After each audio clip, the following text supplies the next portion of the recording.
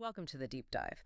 Today, we're tackling a listener request. We're going to unpack some sources about civil rights and, well, preparedness when it comes to immigration enforcement. Yeah, we've got articles, some guides. They dig into the legal side, what the law actually says, and also the practical stuff, steps people can take. Seems particularly relevant for places like Los Angeles with recent events there. Right. So, our mission for this deep dive is pretty clear. Pull out the essential info you need, understanding your rights, steps you can take to prepare. Exactly. And this isn't just for one group. It's really about getting actionable insights for anyone in the U.S., whatever their immigration status might be. Okay, so let's get into it. The basic idea these sources really build on is, well, it's powerful. Everyone in the U.S., no matter their status, has constitutional rights. And knowing those rights, that's where you have some control. It's maybe the biggest tool you've got when things feel uncertain. Let's start with something that understandably causes a lot of anxiety, an encounter at home. What do these guides say, like crystal clear, about your rights if ICE shows up at your door? Okay, the absolute number one thing, the bedrock principle they all highlight. It sounds simple, but it's critical. Do not open the door unless you see a valid judicial warrant. And they're specific about that type of warrant, aren't they? There's a really key difference. Absolutely crucial difference. They explain you might see administrative warrants, maybe called Form I-200, I-205. These come from DHS, the Department of Homeland Security. But the key thing, they are not signed by a judge. Why? So they do not give agents permission to come into your home without your say-so. Think of it like internal paperwork for them. Okay, so if that's all they have, you can keep that door shut. What kind of warrant does allow them in? That's the judicial warrant. It has to be signed by a judge. You'll look for U.S. District Court or maybe a state court name on it. That warrant, if it has your correct name and address, does give agents permission to enter. That difference is huge. So how do they suggest you check the warrant? You obviously don't want to open the door to do it. Right. They say ask the agents to slide it under the door. Or hold it up to a window or peephole. Then you look closely. Is it your name, your correct address? And critically, is there a judge's signature? If it's missing any of that, you don't have to open up. And I thought it was interesting. The sources actually warn that agents might, use tricks to get you to open the door. Yeah, that detail, like pretending to deliver pizza or something, it just shows how careful you need to be. Because opening the door, even just a tiny bit, well, agents might see that as you giving consent for them to enter. Makes it way harder to stand on your rights after that. Okay, so let's just recap the main rights at your door based on these guides. You've got the right to stay silent, the right to refuse entry unless they have that specific judicial warrant, Yep, and the right to refuse to sign anything before you've talked to a lawyer. exactly right. And the guides really stress that knowing what to say, maybe even practicing saying, I wish to remain silent or I do not consent to entry, is part of being prepared. Confidence matters. Okay, so that's home. What about other places like work or school? Do the same basic rights apply there? They absolutely do. The right to remain silent is still key.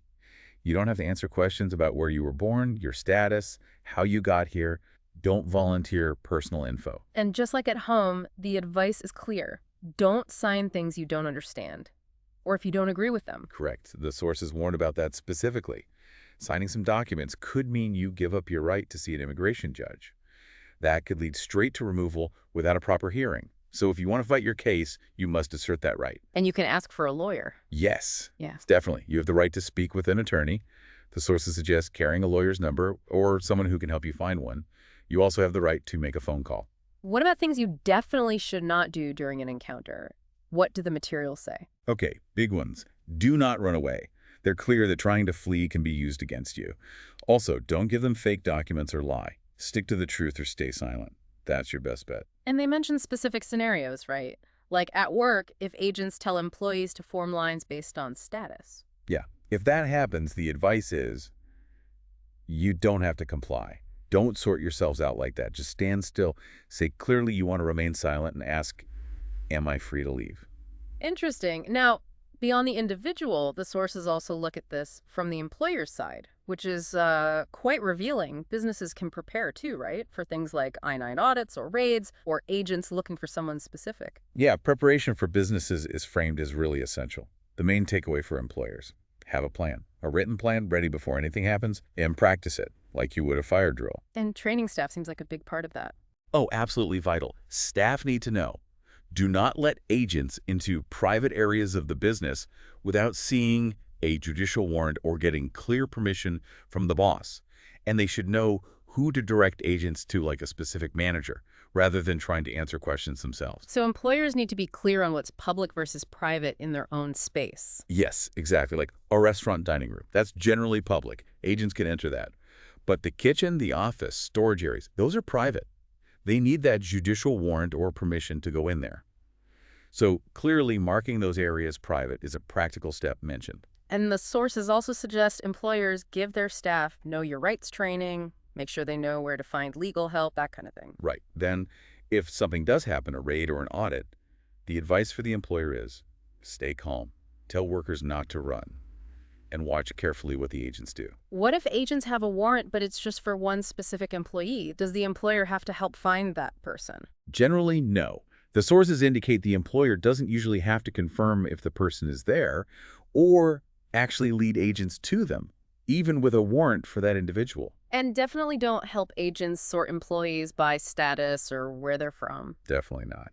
And something powerful employers or designated staff can do, if it's safe and they're willing, document everything. Take notes, maybe even video or record what the agents are doing. That can be really important later if rights were violated. And after it's over, keeping records is still key, right? Like how many agents, what they looked like, if anyone was mistreated, where people were taken. Yes, all those details help with follow-up. And the sources also talk about how employers can support staff after an action. Like giving them time off to sort things out. Exactly. Or making sure they get paid any wages they're owed, maybe considering separation pay, contributing to legal funds, providing job references, even just connecting them with community groups that are helping out. It's about support beyond just the legal minimums. And for those I-9 audits, there's a specific process, right? Usually 3 days to show the forms. And then if there are issues, typically 10 days to provide corrected documents before they'd have to terminate employment. Employees can ask ICE for more time, though. And they should definitely let the affected workers and any union know what's going on. So knowing your rights in the moment is crucial, but these sources really hammer home that real preparedness, especially for families, starts way before any encounter, which raises a big question. What practical steps do they suggest families take? Well, talking to a legal expert is presented as, like, step one, a really critical first step. It helps you figure out if you might qualify for any immigration benefits, DACA renewals, TPS, things like that, or get advice if you have a pending case or an old removal order. Basically, understanding your legal footing now is key to planning. And they're careful to point out who you should trust for that advice, right? To avoid scams. It's very important. They specify licensed attorneys who are in good standing, licensed anywhere in the U.S. or Department of Justice accredited representatives. These reps aren't lawyers, but they're certified by the DOJ and work for recognized nonprofits. Always, always check credentials. Avoid notarios who aren't lawyers. What should you expect if you work with a legitimate representative? You should get a clear written contract explaining what they'll do and what it costs. They should keep you updated on your case, and you should always get copies of everything filed for you or received from the government. If someone says you can't have copies of your own file, big red flag. Resources like the Immigration Advocates Network online can help find trustworthy, often low-cost help. Okay, another big piece of family prep mentioned, especially with a California focus in some sources, is planning for childcare, which, acknowledges the really difficult possibility of family separation. Yeah, it's a tough topic, but so necessary to address. The sources lay out options available specifically in California to make sure kids are cared for if a parent is detained or deported. There's the simple verbal agreement with someone you trust. Easy, doesn't mess with parental rights, but the caregiver has no legal power for school or medical stuff. Then there's something called the Caregiver's Authorization Affidavit, the CAA. Yes, the CAA. This comes across as a really useful tool, but it's only for California. The main point about the CAA is it lets a caregiver you choose make certain school and medical decisions for your child. And importantly, it doesn't affect your legal parental rights.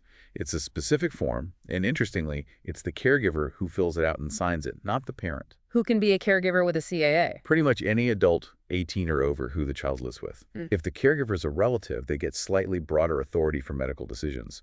But the absolute key thing is, the child has to be living with that caregiver for the affidavit to actually be valid. Does it need to be notarized? The sources say no. Legally, it doesn't need notarization. Although Some schools or clinics might mistakenly ask for it. The advice is usually, don't give it to the school or doctor until you actually need to. And it stays valid as long as the info on it, like addresses, is correct. But it has limits, right? Like, you can't use it for international travel. Exactly. The sources are very clear. A CAA is not for getting passports or arranging travel outside the U.S. It's strictly for school enrollment and medical care decisions within California. So, useful for day-to-day care, but not a full handover of parental rights. The most formal option they discuss is guardianship. Right. Guardianship is the heavy-duty legal route. It involves going to court. A judge appoints a guardian who gets full legal and physical custody. Now, it doesn't end parental rights forever, but it suspends them while the guardianship is active. And you need another court order to end it and get your rights back.